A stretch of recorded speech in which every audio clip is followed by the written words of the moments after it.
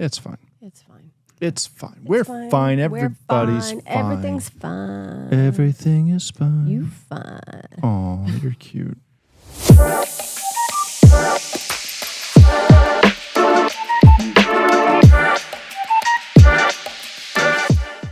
Hey, welcome to another episode of the Matt and Fiona Show. Thank you so much for joining us. As always, go ahead, like, share, subscribe, all that other stuff. Leave a comment if you like, whatever. We may or may not answer, depending on what you say. All right. First of all, if you're listening to us in Canada, happy Canada Day. July 1st. I should have brought a little flag. Could have done a little PTI like, bye-bye, Canada. The kids have. They do, but I'm not too. going upstairs to get them. Nope, not at all. No. Yeah, so happy Canada Day. Yes. Hope you're enjoying it if you're listening to it on the day. If you are listening to us in America or literally any other country, you can skip all that because it doesn't matter to you. Fair enough. Pretty much. All right. We are going to jump right in this afternoon, this evening, this morning, whenever you're listening to this, with a interesting topic that we have a lot of stuff that we've somewhat covered a little bit and we expand on, or we pull a section out. Right. I don't think we've ever talked about this. No, I don't. I agree. This is really a new topic for us. So why don't you kick us off? Sure.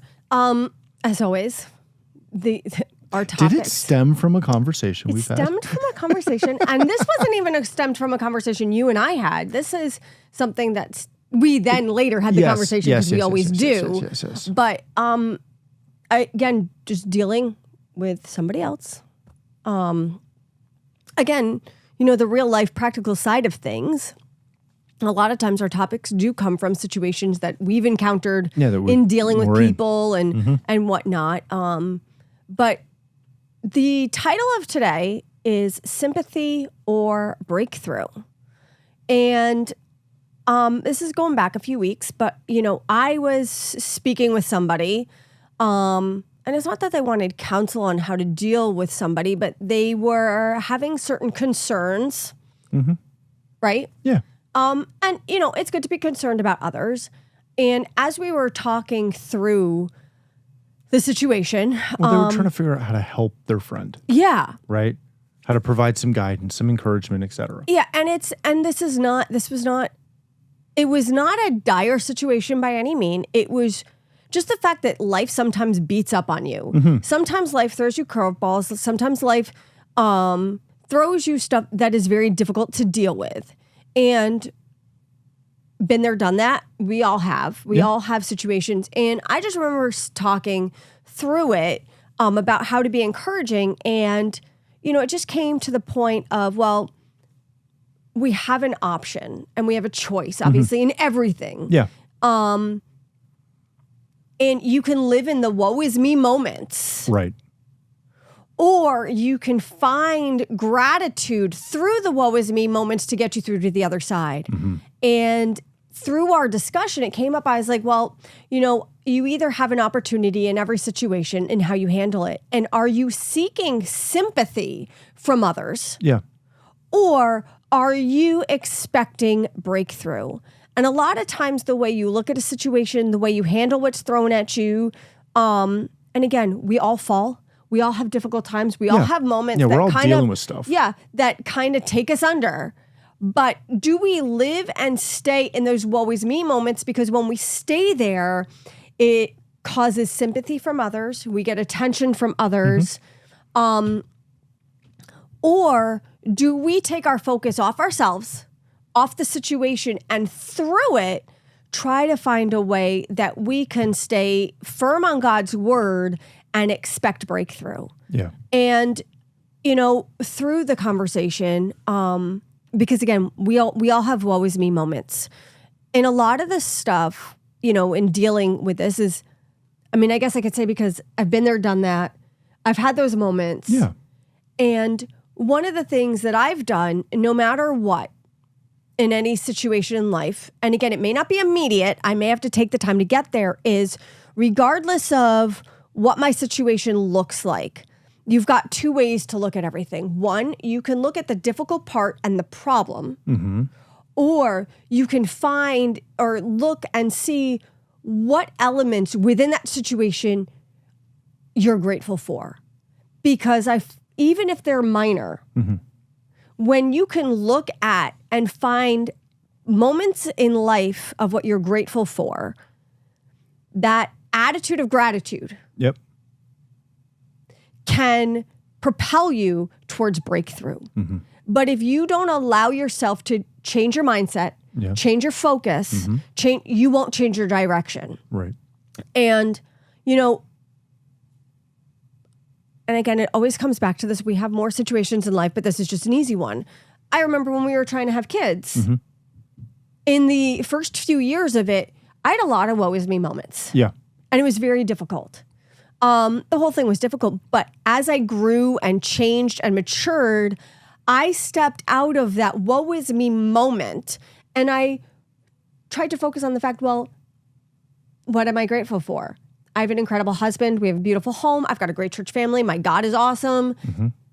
And even though I had a lovely monthly reminder that we were not having children yet, I was able to, through it all, even if I had moments, find what I was grateful for. Yeah. And part of what I became grateful for is, even though I was grateful that my God already planned our kids. Right. My God already knew our kids. So I mean, and again, this is a choice. It's a mentality. And we have that option of that woe is me and living in that woe is me, or finding that attitude of gratitude. And even though you're not where you're supposed to be, whether, you're in the pit, which we've talked about, you're in the prison, not literally, but figuratively. Understand. Paul always talked about, in prison, be content with what you have. Yeah. And if he's able to find contentment in the dungeon, in the prison, then that shows me a pattern of what we need to do, that no matter where we are in life, that we need to figure out, whatever things are pure or noble, just meditate on these things. And that is what we need to do and choose in order to have our breakthrough. The other thing that I was talking about with it was, the Bible also says, I put you before you life and death, blessings and cursing, curse and blessings and curses. But it says you have to choose life. Yeah. And the biggest word there is not necessarily life, but it's the word choose. And in everything that we do, it is a choice. So when we're going through those woe is me moments, I set before you life and death, those woe is me moments, and we focus on those, that leads to death. Maybe not physically, but death of dreams, death of visions, death of peace, death of joy. But we have to choose life. That woe is me moment, those hard moments, those negative focuses, those almost are our, and I know Pastor spoken about it many a times, those are our default settings. Yeah. The fear is default. Worry is default. Anxiety is default. These are our default settings. And when I read that scripture that says, I put you before life and death, choose life. We have to make that choice. We have to choose our peace. We have to choose our joy. We have to choose our attitude. And is our attitude going to be focused on what we don't have? Is it going to be focused on our problem? Is it going to be focused on our situation? Or is it going to be focused on the breakthrough that we know God has for us? I say all this not to say that any of this is easy, but saying and encouraging you that take those steps every day. Yeah. Take those steps every day to find something, because the more you activate your attitude of gratitude, or the more you activate your choice, it gets a little easier every day. And it may be a journey. Yeah. And all through the Bible, we see the journey that people have gone through. Yeah. To get from moments of despair to breakthrough and victory. It doesn't come overnight. It never has. No. But make the choice. We've got to get out of that woe is me. We need to stop looking for the sympathy from people and telling everybody about everything we're going through and how hard our life is. Yeah. But recognizing that we need to have and can expect our breakthrough and focusing on the breakthroughs we've already had and the good things God has already done for us. Yeah. Right? Mm-hmm. You know, the hard thing with this conversation is that it's not that sympathy is bad. No. Right? Being sympathetic towards someone else, feeling empathy for someone else, being able to have that conversation with someone. And again, being sympathetic with them. Absolutely. Is important, and it can be helpful. The problem is that sympathy is momentary, right? It is a time and place, right? I pulled up, if my microphone wasn't in the way, my Face ID would work. I pulled up the definition of sympathy, and it's the act or state of feeling sorrow or compassion for another, an agreement in feelings or emotions between people or on the part of one person towards another, especially based on similar tastes, shared understandings, etc. And again, like that's a good thing, right? When someone's going through a hard time, being sympathetic for them is great. Yes. But it leaves you stuck. That's it. In that spot. This conversation I have had I know. Dealing with the person for a while. Months, if not more than that. Every time someone comes up and like, I'm just having such a hard time. When there's no growth. And they're looking for sympathy a lot of times. Right. Right? And you can get mad at me all you want. That's fine. But there's a difference in coming up and saying, I'm having a hard time. Can you help me get past it? Right. Or can you, I need some encouragement. I'm coming to you as a friend because I know that you can encourage me to get out of my funk. Right. Right? If you and I obviously live with each other, we see each other a lot because we're married. Yes. And that's what we do. We spend a lot of time together. It works. Yes. Grateful for that, by the way. If you or I are in a funk and we recognize it. Yes. Because you don't always. Yes. Right? Yeah. You can come to me, I can come to you and be like, hey, babe, you okay?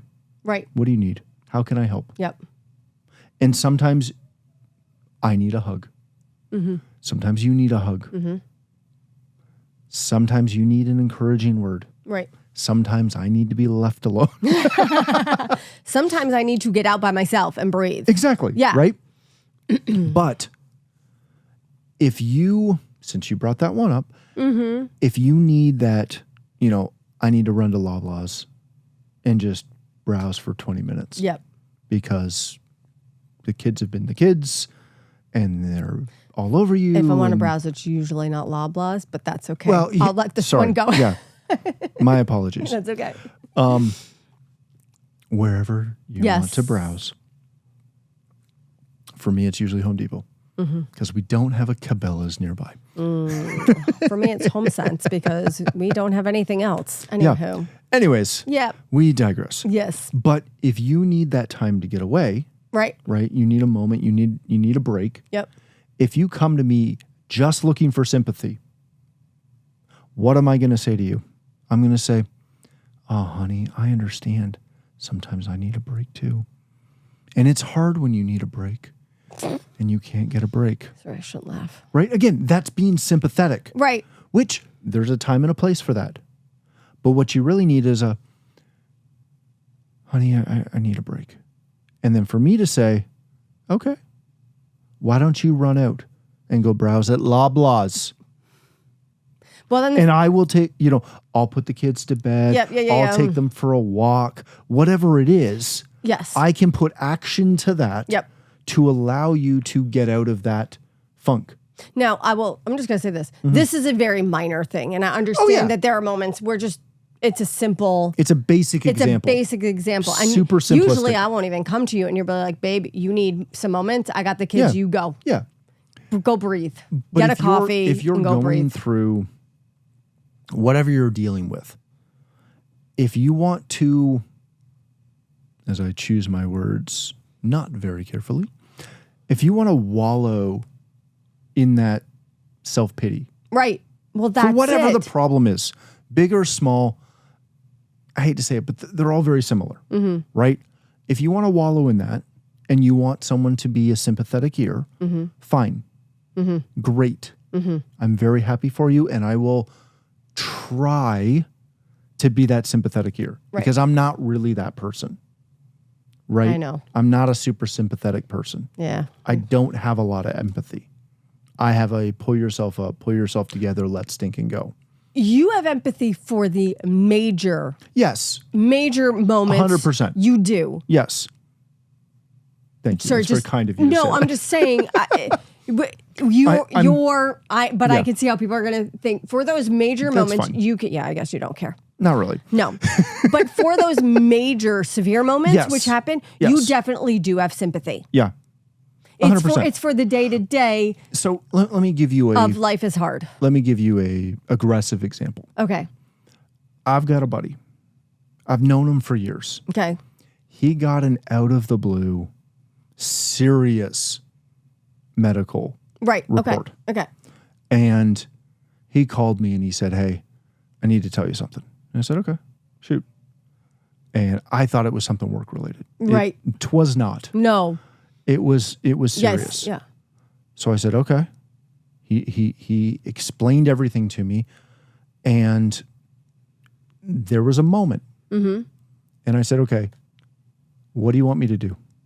What do you need from me?" Right. And his response was, "I don't know." And I said, "Okay, here's what I'm going to do." Right. And it's partially because, he didn't ask for anything specific. Right. Which opens the door. Right. And I said, "All right, here's what I'm going to do. I'm going to pray with you right now. Right. I'm going to start praying for you. I'm going to start sending you a bunch of scriptures. Right. I am going to send you a healing CD thing that it's old, it's a little campy, but man, it stinking works." Right. Or at least it works for me. So I'm going to send it to you. And he did I'm not really. And I'm like, I understand. I don't really care. Right. This is what I'm doing. Yes. Yes. I am not again, if you want me to sit on the phone and cry with you and worry with you about your wife and your kids, I can do that, but we're not going to get anywhere with it. Yeah. Well, that's it. That's it right Just there. Just because, and again, he's quasi-Christian, right? Like he's a Christian, but he's not real heavy into it per se. Right. And I said, again, I'll do that if you want, but it's not going to make you feel any better. Right. And it's not going to make me feel good. There's going to be no positive outcome of any of that. There's nothing. No. I said, I'm going to pray for you. Right. And I prayed with him right then. And then I prayed for him every day. And then I started sending him messages. Right. Not every day. I should have, but I didn't. But like once a week I was sending him something saying, "Hey man, praying for you, believing for you. How you doing? How can I help? Right. Do you need me to come see you?" Right. And, again, there was a chance there. And I watched some of the other people that we're friends with and some of their comments. And every time that something was posted or whatever, and it was like, man, this is, there were two main responses. There's one of, "You got this, dude." Right. Which again is great. Yep. It's encouragement. I like it. The other was, "Man, that's so sorry. I'm so sorry to hear this." Again, time and place. Right? Yes, 100%. But every time I hear somebody going through something, right, And all they want to do is sit in that place that they're going through. That's it right there. Yes. If you're going to sit in the place and just, again, this is going to sound way harsher than I mean it, but it's honestly how I feel. If you're going to sit in the place and wallow and whine and complain about it, what outcome are you expecting? You're not going to build yourself up. You're not going to allow anybody else to build you up. Yep. Which is the problem with sympathy. Again, I'm not saying don't be sympathetic. No. What I'm saying is be sympathetic for a moment and then figure out how to move forward. So can I just say this? In your sympathy, you brought strength. I hope so. But that was your motive. Yeah. Your motive was to bring strength. It wasn't to stay in the moment. It was okay, what do I know that works? Right? Well, it becomes that whole, and we do this with the kids all the time. Okay. Right?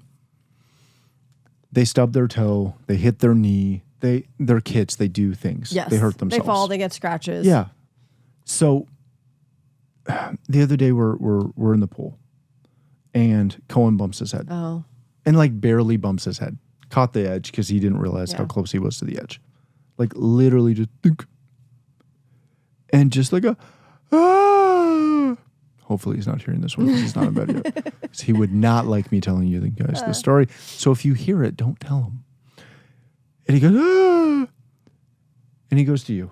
And you're like, are you okay?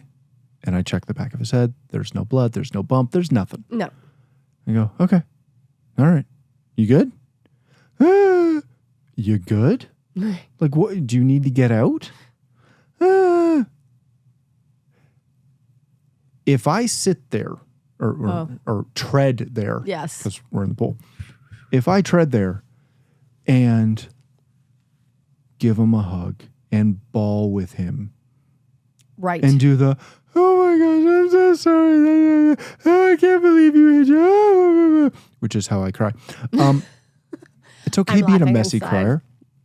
If I do that with him, his head's going to hurt all day long. Right. He's going to milk that because he's getting attention. He's getting someone who is empathetic with him. Well, and also you're feeding off of it. So he then feels as though this must be really bad. It's a really big thing. Because of your reaction towards it. If I go up to him and go, again, we checked it. We made sure everything was fine. There was no big deal. Like, it was such a minor thing. It scared him more than anything. Yep. Just because it startled him. Yeah, because he didn't realize he was that close to the edge. If we just do oh, wow, that was tough. Let's go.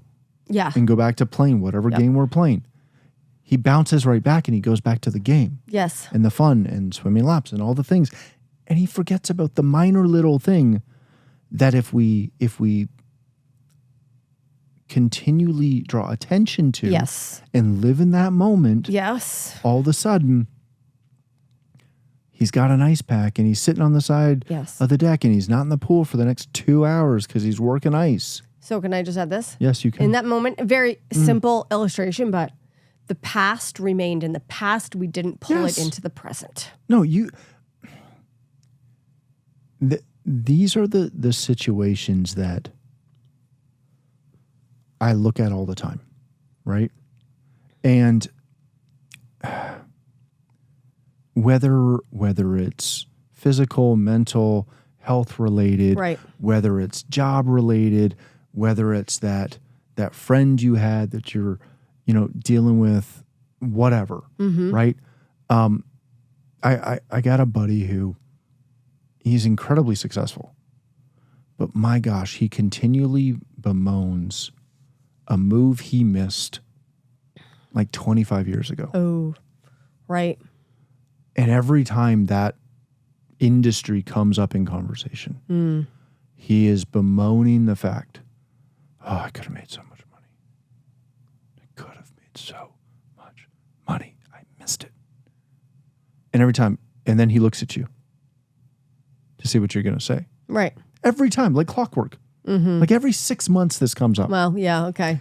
And every time I'm like, yeah, you were pretty dumb back then. Because that's the relationship that he and I have. Right. But every time he looks at me, he's like, that's not what I'm looking for. I'm like, yeah, but you're being a moron. Respectfully.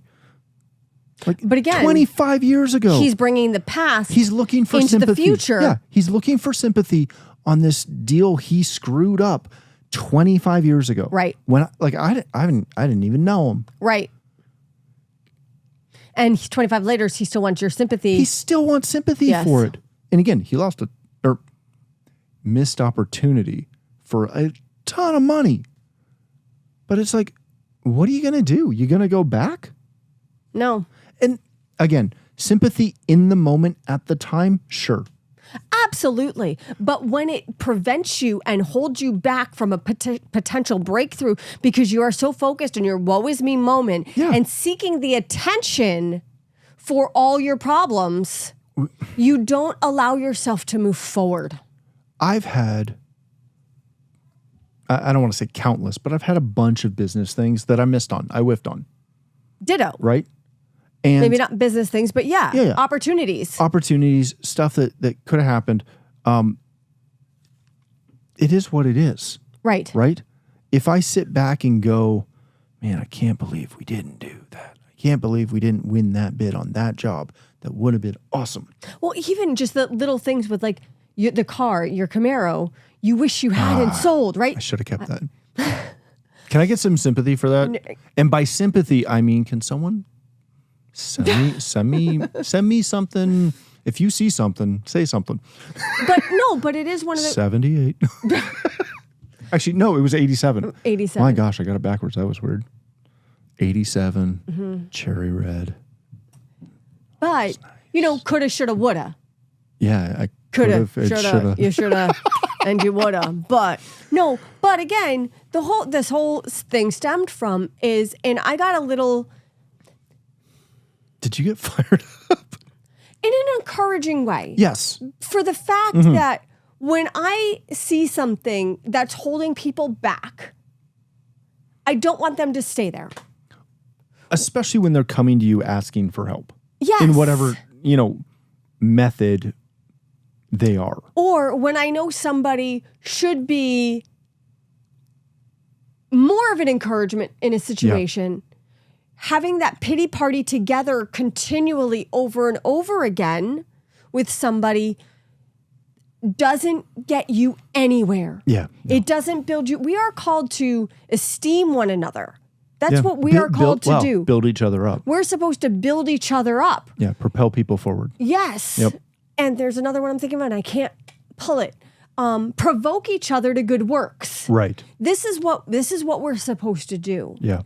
And again, every single one of us, you, me, you, us, everybody that's listening to this, will listen to it, or somebody has gone through difficult things in life. Yeah. But how we handle it and how we deal with it dictates where we go from here. Yeah. And that's a great point. I don't want to stay where we are. Mm-hmm. I don't want my past to be dictated by my future. I don't want my future I don't want to be held in our past. Right. Sometimes it's hard. Mm-hmm. I'm not saying this is easy, but I want to be encouraged to move forward. I want to be an encouragement to help people move forward. And again, this was just something that, this is all real life stuff that we literally deal with. Everything we talk about comes from real life. We're not pulling stuff. It's stuff we've walked through and lived through with people. Mm-hmm. But don't seek the sympathy to stay in your past. Yeah. That moment, we need to learn to be able to move on from it and know, God will never give you more than you can handle. And when you truly know that, wherever you are, whatever you're going through, find something to be grateful for, because each and every one of us has something to be grateful for. Mm-hmm. Find it. I don't care how small it is. And if you need to, start writing it down.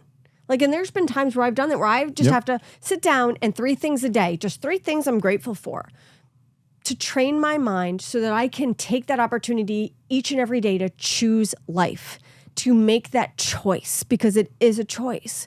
But you will never get to the breakthrough if you continue to live in your woe is me sympathetic moments. I love it. Let's leave it there. Okay. Because otherwise I'll get into another example. No, we're good. Yeah. All right. Thank you so much for listening and lasting this long with us. If you got a lead on a Camaro, let me know. or a old Range Rover.